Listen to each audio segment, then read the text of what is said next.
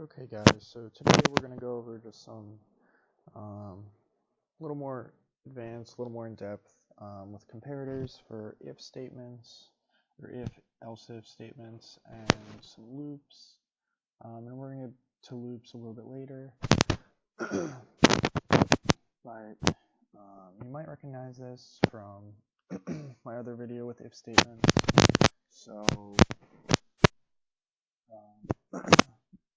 basically there are a bunch of different ways, a bunch of different combinations for comparators and if statements. We have equals, obviously you guys know that. We have exclamation mark equal sign, which is not equals. We also have less than or equal to, greater than or equal to, greater than, less than, those kinds of things.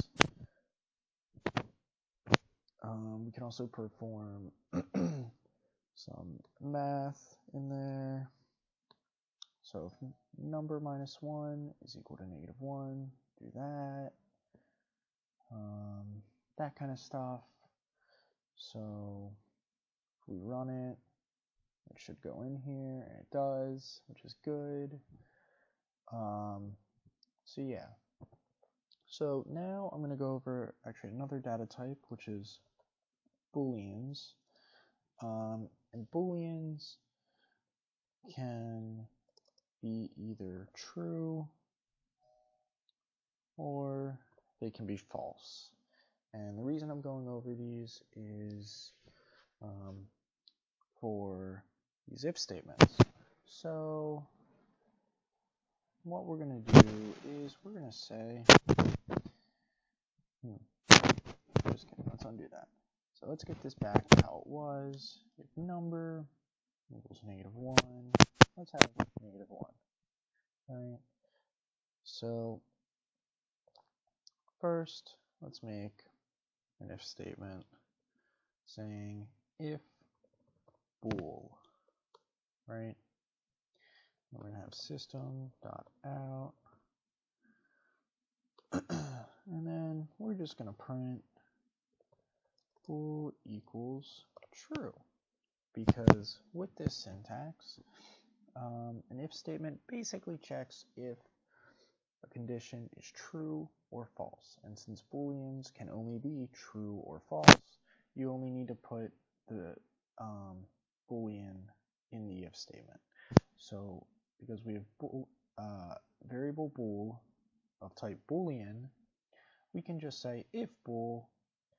So if bool is true, it'll do this. Else, so if bool is false, then we want to print out bool equals false.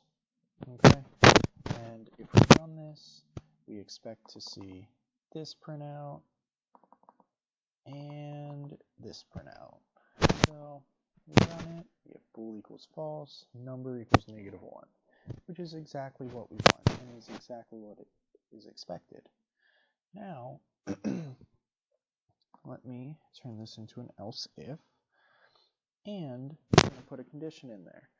So the only other option for bool, if it's not true, is to be false. So the way to denote that in Java is exclamation mark bool.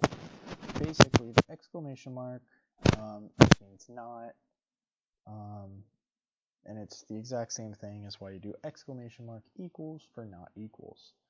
So if we do this, if we run this, it should print out the exact same thing, right? Yep.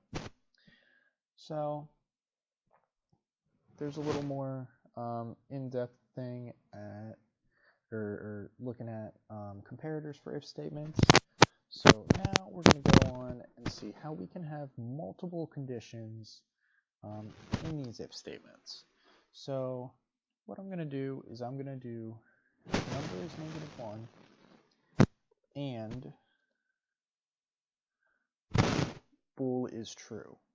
So to do an and, you want to get 2 of the ampersands, which is located on the 7 key. So shift 7, you do 2 of those, and that'll denote an and. So if we run this, then let me get rid of those, and let's change this to just equals 1. Right. So if this, then it can't do this. So we're expecting it to say is -1, right? Okay, so it went in here, and that's actually what it should have done, because bool is currently set to false, which is good, right? So it didn't go in here because number is -1, so this part of the condition is true, but this part of the condition is false. So if we were to change that to not bool, then we would expect to see this print statement. So let's run this, and we see this print statement. Now, alternatively, if we change this to true, we would expect to see this print statement, right? Perfect.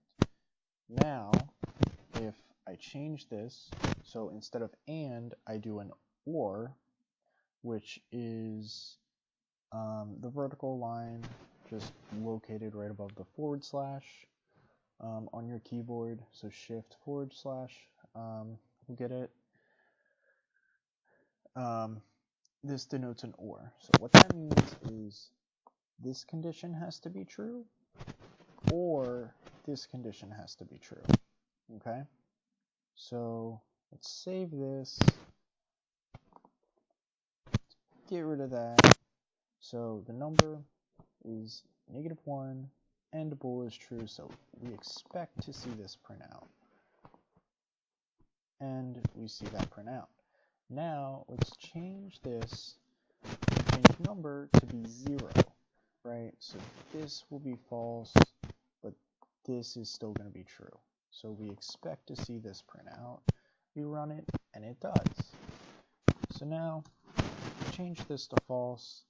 So now both of these conditions are false. This is false, so we expect to see this print out. We run it after I save it, and that prints out. And just to reiterate, prove a point, we'll set number back to -1. So this condition is true, but that's false. So we expect to see this print out, and it prints out. So yeah, that's just a quick overview of some of the comparators used and some of the ways to get multiple conditions in your if statements. Thanks for tuning in. My next video, I'm going to try and do a little bit more of an explanation on methods, what exactly they are, and how to kind of use them.